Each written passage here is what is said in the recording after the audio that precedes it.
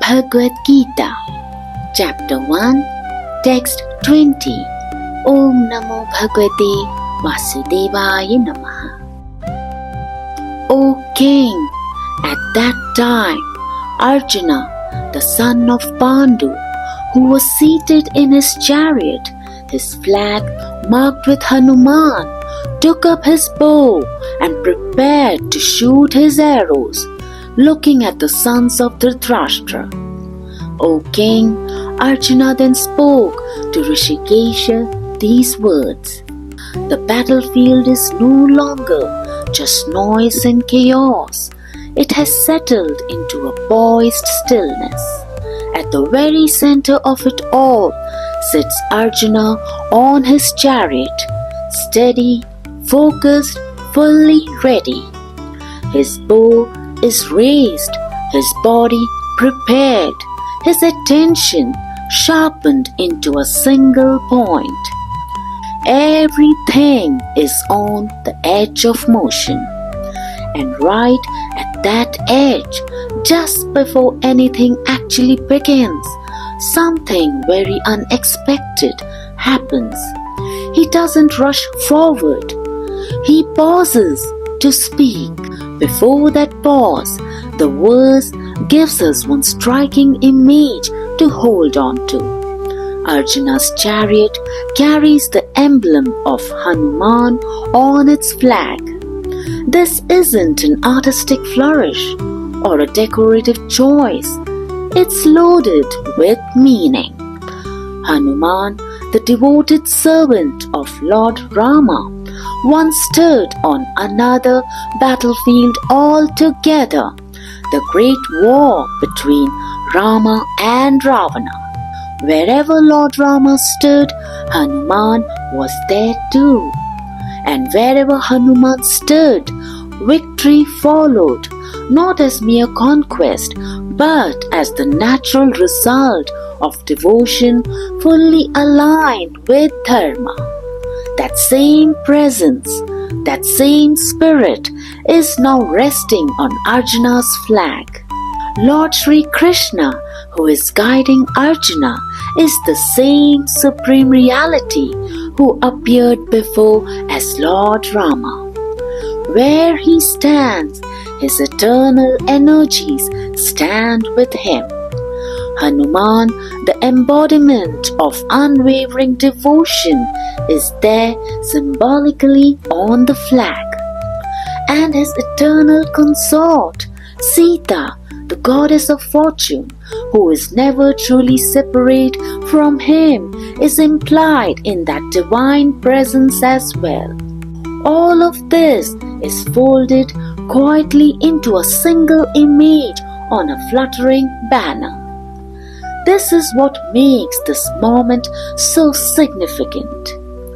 Arjuna is not standing alone in the midst of this great war.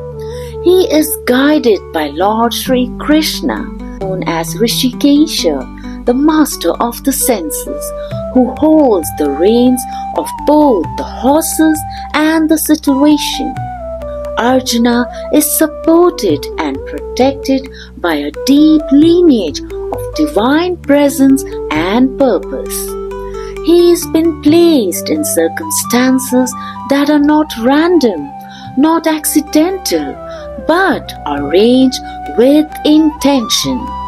Every sign, every symbol, every presence around him points in the same direction, toward clarity, toward guidance, toward victory that is aligned with dharma, not separate from it.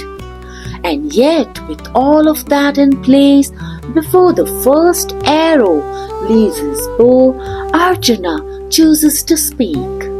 He is ready, he has the training, the skill, the courage. He has the direct support of Lord Sri Krishna. He is standing exactly where he needs to be. At the precise time, he needs to be there. From the outside, nothing appears to be missing. It looks like the perfect moment for decisive action.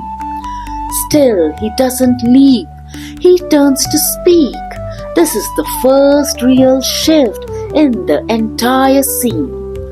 Up to this point, everything has been about preparation, gathering armies, measuring strength, planning positions, arranging the field. Then, almost suddenly, something changes.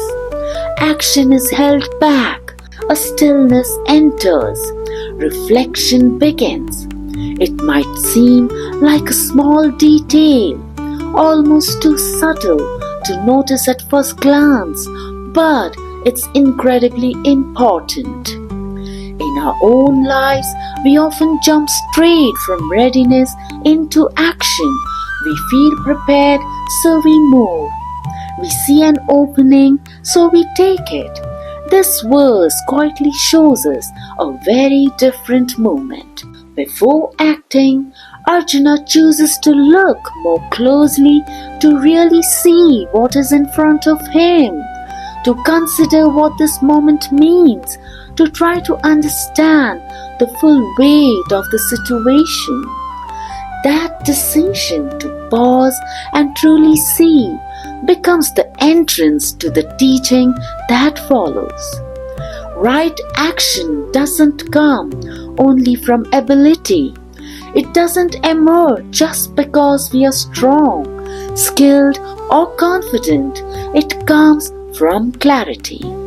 Even when we are fully capable, even when we feel supported, even when everything externally looks right, there is still a deep value in pausing and taking in the whole picture.